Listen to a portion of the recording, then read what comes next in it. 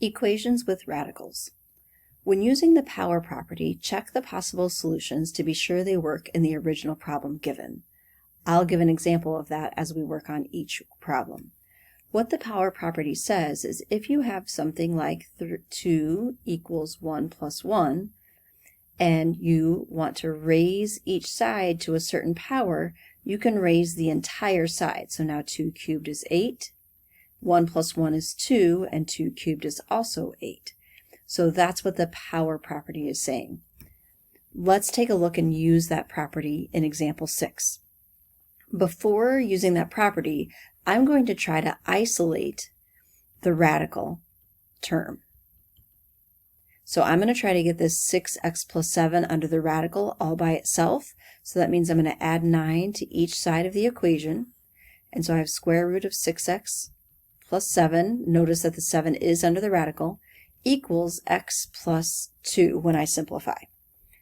Using that power property, I can square the square root on the left, so the square and the square root simplify, and then square on the right, and to square on the right, I'm going to be using multiplication and distribution. So square root of 6x plus 7 squared is going to be 6x plus 7, equals, on the right, I like to write it out, x plus 2 times x plus 2. That way I don't accidentally make a mistake. It's something that I often encourage students to do. So 6x plus 7 equals, on the right, we're going to have x squared. The outer and inner, 2x and 2x will make 4x. And then the last 2 times 2 will be a 4. Now notice that we don't have any more radicals. We can start solving. It does look like we probably have a quadratic, so I'm going to work to get one side equal to 0. So I'm going to minus 6x, and I'm going to go ahead and minus 7 also, and work on both of those. So I end up getting 0 on the left, and we have x squared minus 2x minus 3 on the right-hand side. This one, again, you could use quadratic formula if you like that better. I'm going to go ahead and factor. X times x would be the x squared. I need to find what multiplies to be negative 3 and adds to be negative 2, so that would be negative 3 and positive 1.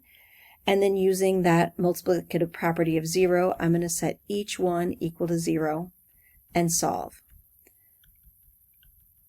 In the first one, we get x equals 3, and in the second one, we get x equals negative 1. Now remember that we said we need to check each of these. So I'm going to go back and check, and when you check, I highly recommend you check back in the original equation. So I'm going to check x equals 3 first. So I've got square root of 6 times 3 plus 7 minus 9 equals 3 minus 7. So the first time I just put the 3 in place of all the x positions. So now I'm going to have 18 plus 7 is 25 under the square root sign, and 3 minus 7 is negative 4. Square root of 25 is 5, and 5 minus 9 is equal to negative 4, so we know that x equals 3 does work. Let's go ahead and check x equals negative 1. So 6 times negative 1 plus 7 minus 9 equals negative 1 minus 7. So again, putting the negative 1 in place of every x. 6 times negative 1 is negative 6 plus 7 is 1, and negative 1 minus 7 is negative 8. So square root of 1 is a 1 minus 9. Is that equal to negative 8? And yes, it is. So x equals negative 1 is also a solution.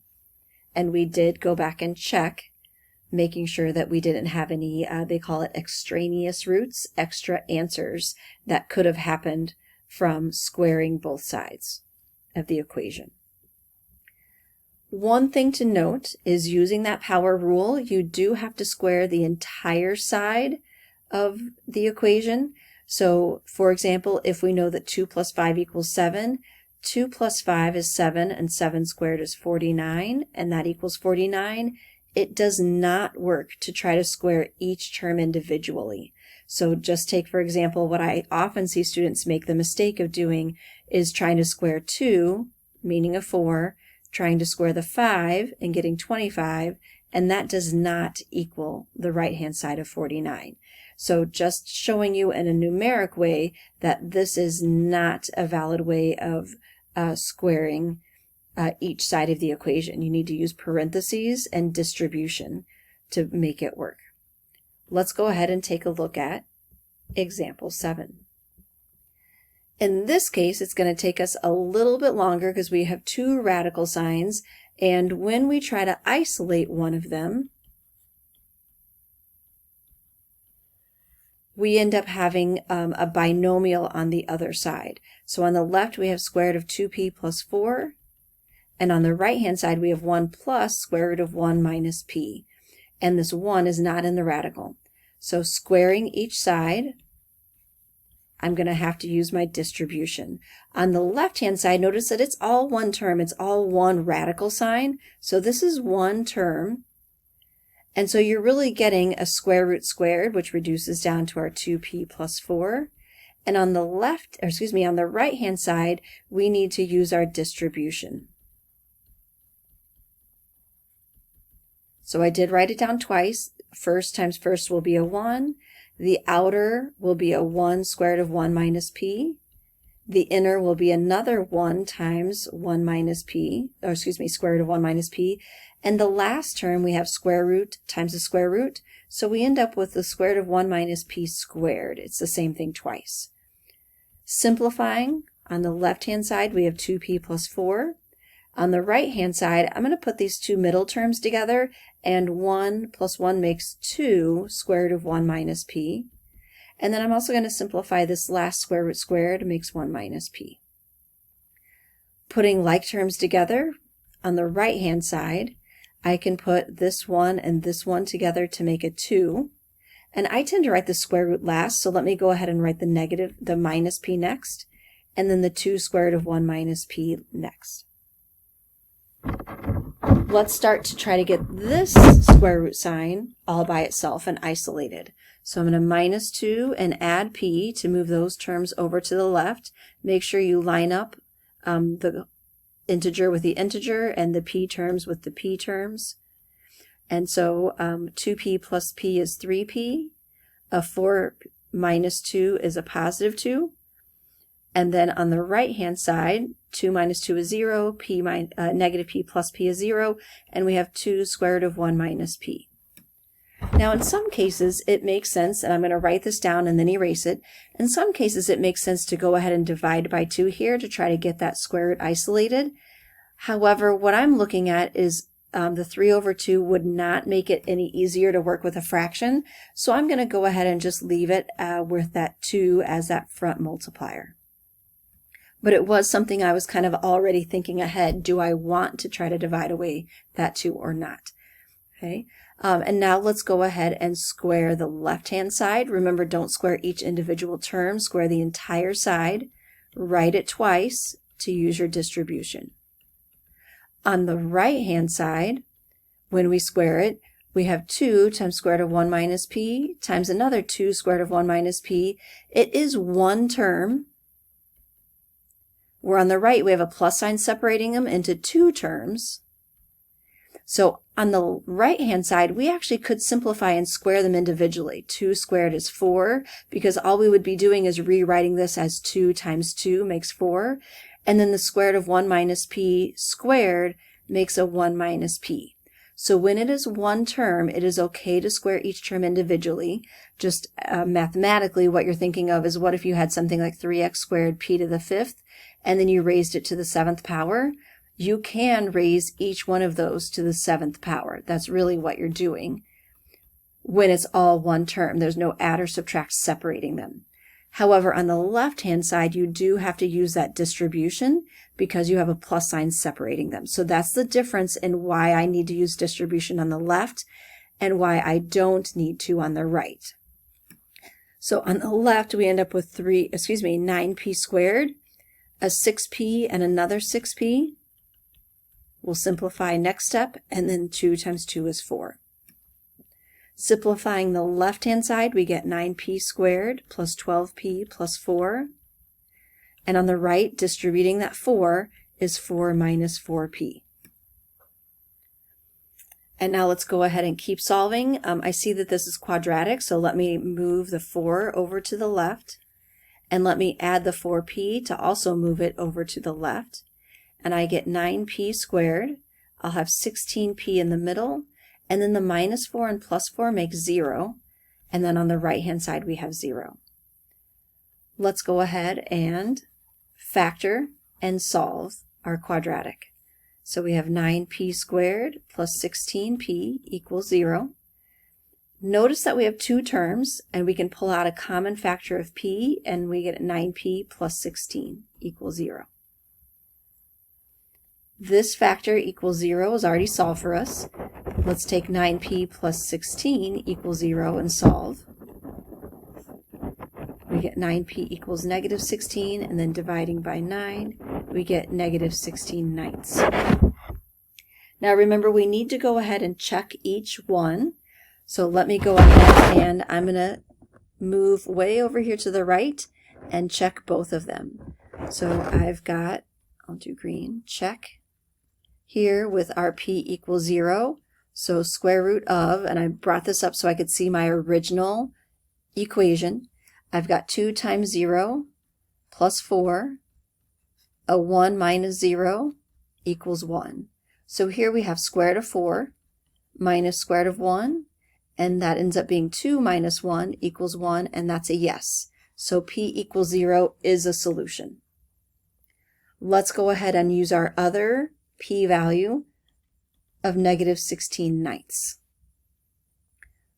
So we have square root of 2 times negative 16 ninths plus 4 minus square root of 1 minus negative 16 ninths. And we want to know, is that equal to 1?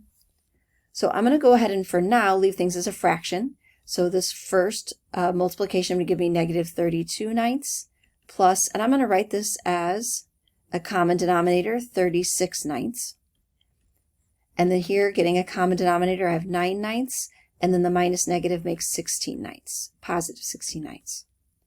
So combining in the first fraction, negative 32 plus 16, or excuse me, negative 32 plus 36 would be 4 ninths, and it stays under the radical.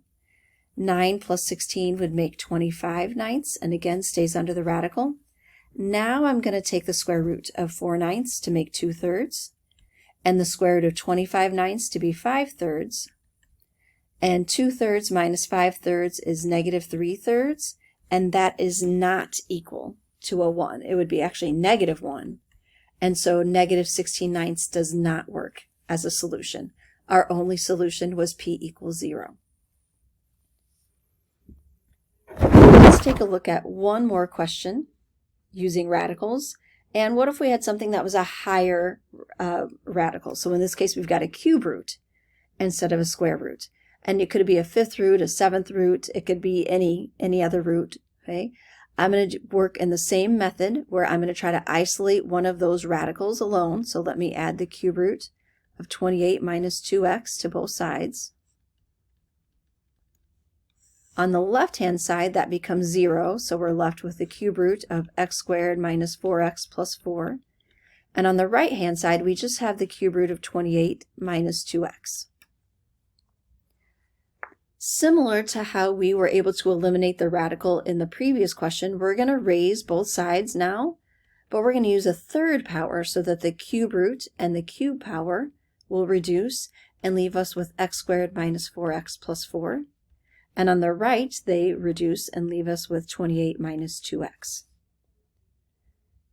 Looking that this is quadratic, I'm going to move the 28 over, and I'm going to move the 2x over, so that I can get one side equal to 0. So we have x squared minus 2x, and then here we would end up with negative 24. This looks like one that we can factor, x and x, multiplying to be negative 24, but adding to be negative 2 would be x minus 6, x plus 4, and we can set each one equal to 0. So here we're going to get x equals 6, and here we're going to get x equals negative 4. And we do want to check, although just something to remember, is that when you're using something that's an even power, you could be taking a negative and making it positive, which is where some of those extraneous roots come into play. Okay? But down here, when you're using cubes, you're taking, if it ends up being a negative, it will stay a negative. So just something to kind of keep in mind. So here we have cube root of 6 squared minus 4 times 6 plus 4, and the cube root of 28 minus 2 times 6. And we're checking to see if that equals 0. So cube root, we're going to have 36 minus 24 plus 4, and cube root will have 28 minus 12. Simplifying, I'm going to put the negative 24 and 4 together to make it negative 20, to make it a little bit easier to calculate mentally as the square root of 16, or excuse me, cube root of 16, and 28 minus 12 is also cube root of 16. And so we don't even need to simplify those anymore. Cube root of 16 minus cube root of 16 does equal 0. So x equals 6 is a solution. Let's go ahead and check x equals negative 4. We have cube root of negative 4 squared minus 4 times negative 4 plus 4, and cube root of 28 minus 2 times negative 4, and we're checking to see if that's equal to 0. So cube root of negative 4 squared will be a positive 16. In the middle we also have a positive 16. And then on the second cube root we have 28 plus 8. And then just simplifying underneath each radical. 16 plus 16 is 32, plus 4 more is 36. And then 28 plus 8 is also 36, so yes, this does end up equaling 0, and x equals negative 4 is also a solution. And that ends our example 8.